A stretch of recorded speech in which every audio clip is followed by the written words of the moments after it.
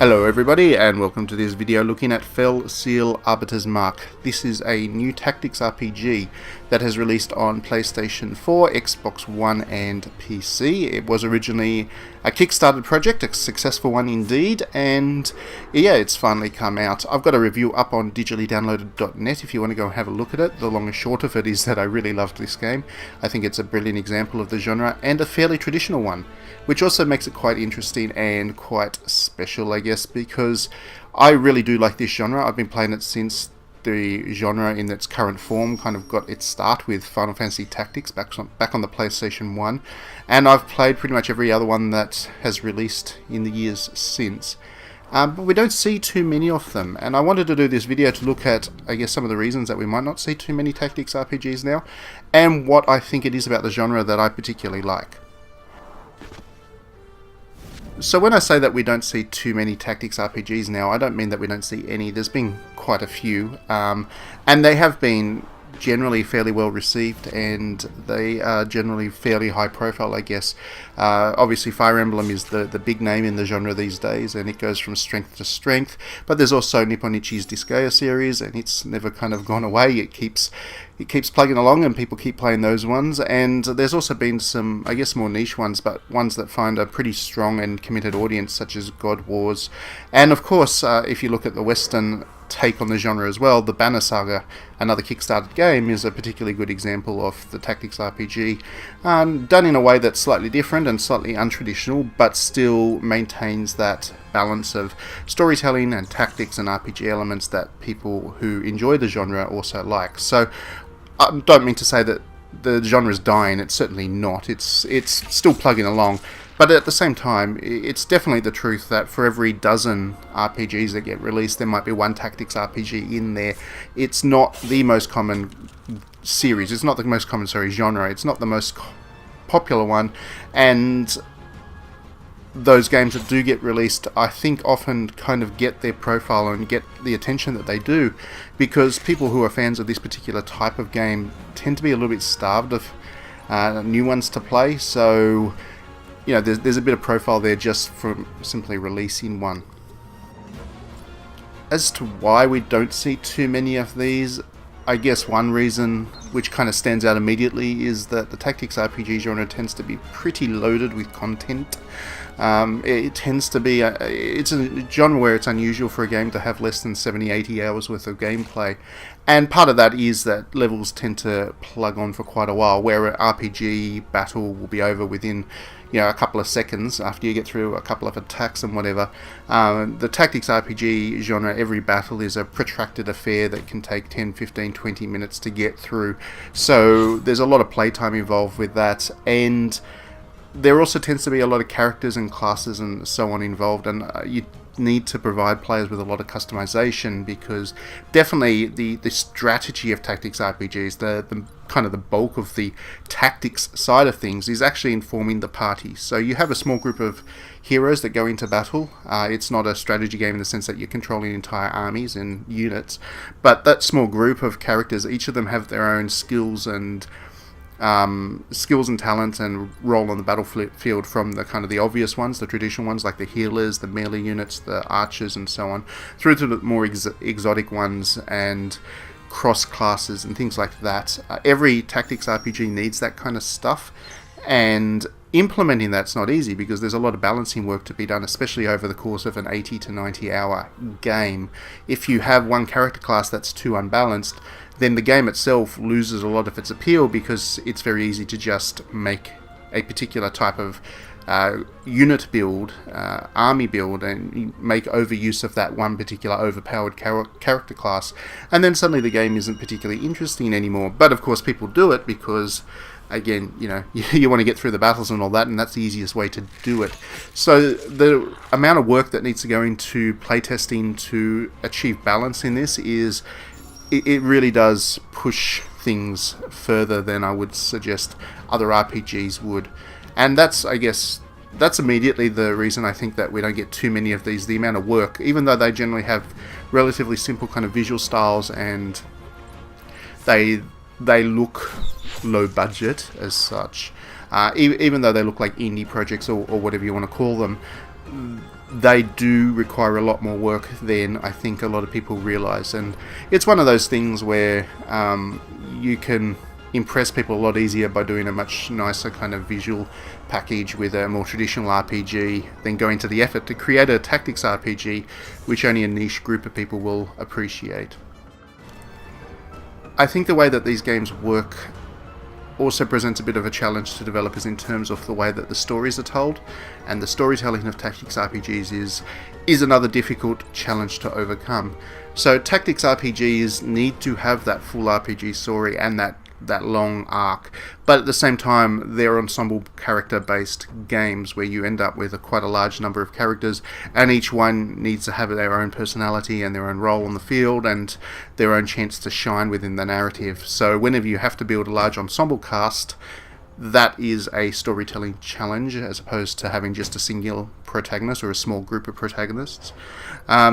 And on top of that, the structure of tactics RPGs doesn't lend itself well to a rhythm for storytelling because those battles tend to be so long. You might have cutscenes at the start and the end of each battle, but those are kind of bookends. And making those bookends seem interesting and convey the story is a challenge when you can't spend too much time with them. There are a couple of tactics RPGs that use the visual novel format for the storytelling between battles. Utawara Ramono kind of really sticks out to mind as a good example of that. But those games are more seen as visual novels with a little bit of tactics RPG thrown in. With most tactics RPGs, and certainly Fell Seal is a good example of that, you can only have short cutscenes on either end, otherwise the rhythm gets disrupted and the focus shifts away from the battles a bit. So you need to be able to tell a pretty epic story with less words and less time in cutscenes than you would with many RPGs. So I think that's another challenge that developers find. I think Fell Seal is a perfect example of overcoming that, despite being so short in its cutscenes and despite having a brief storytelling approach. It does pack a lot of information into those cutscenes, and it does do a great job with characterization and all that kind of thing. So Fell Seal is a good example of how it can be done, and when it is done, it tends to be done very well. Final Fantasy Tactics is a great example. Ogre Battle is another good example. Tactics Ogre. Ogre Battle's not a tactics RPG. Tactics Ogre, is another good example of storytelling within this genre done well. But it is hard to do, I think, and I think that does put some developers off. When again, you can create a conventional RPG, tell much the same story, and have a little bit more creative freedom, I think, in how you go about it. But when developers can overcome those challenges, and when they can provide a quality game within the tactics RPG genre, I can't really think of something that I would enjoy playing more, to be honest. I really do love this genre. I love the way that I love the intensity of the battles, that there are a small number of units and each one has their role on the battlefield and you need to manage them quite well. These games aren't as strategically dense as proper strategy games as such. It's not Civilization, of course, but they have that tactical depth when they're done well, and because characters end up with so many different skills and so many different possible builds, you've got so much customization in this genre when it's done well.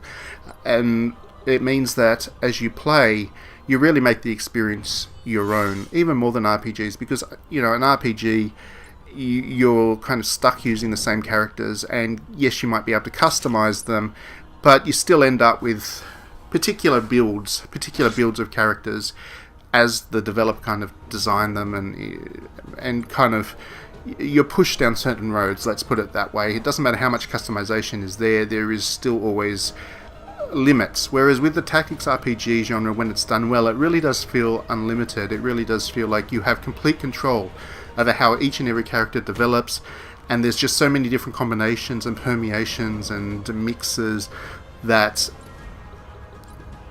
you really take ownership of it. And I think that's one of the best strengths about the genre, and that's one of the reasons that I find them so replayable as well, because any tactics RPG that I play, I end up spending a lot of time playing, and I'll replay it over and over and over again, and I'll try different combinations, I'll try different ways of getting through battles, I'll try different character mixes, I'll try different class mixes, and all of that just makes what is already a pretty long, dense game.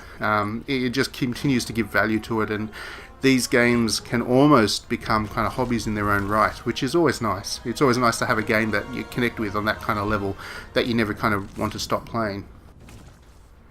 Now, as for Fell Seal itself, it's actually relatively short by tactics RPG standards. It's not God Wars, let's put it that way. God Wars was about 100 hours for just the DLC, plus another 50 hours for the main game. It was a ridiculously long game to play through, and that goes for Disgaea as well, of course. But Fell Seal is a more restrained game in terms of length. It feels more like, I guess, a Fire Emblem in terms of its length. But because it does have such extreme levels of customization, this is a very replayable game, and I actually think that short length works for it, because it doesn't get too bogged down in the story that gets too bloated for its own good. It's a neat game. The story is neatly wound up.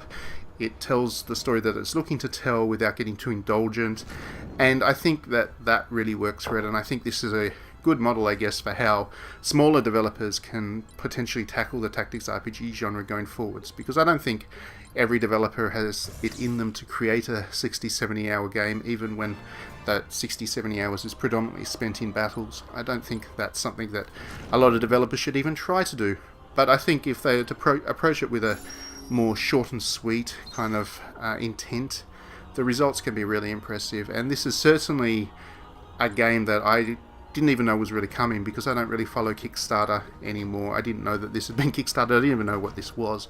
But I saw it pop up on the store. I saw that it was a tactics RPG, and figured I'd give it a go, and I've been really surprised. This is certainly, I guess, one of the nicest surprises of 2019 to date. So I highly recommend it. You'll love the characters. They're all distinctive and original. You'll love the tactics. It provides enough of a challenge, even for veterans of the genre, that you'll get stuck right into it, and you'll really enjoy it. So thanks very much for watching this video. Please do check out my review as well. It's a long and lengthy one, and goes into quite good detail about the narrative, without spoilers, I promise. And yeah, if you enjoy my videos, please consider backing me on Patreon. It really helps. Every little bit helps to keep me doing more of these, and the more I get into Patreon, the more I can do. So thanks very much for watching, as always, and we will see you at the next video.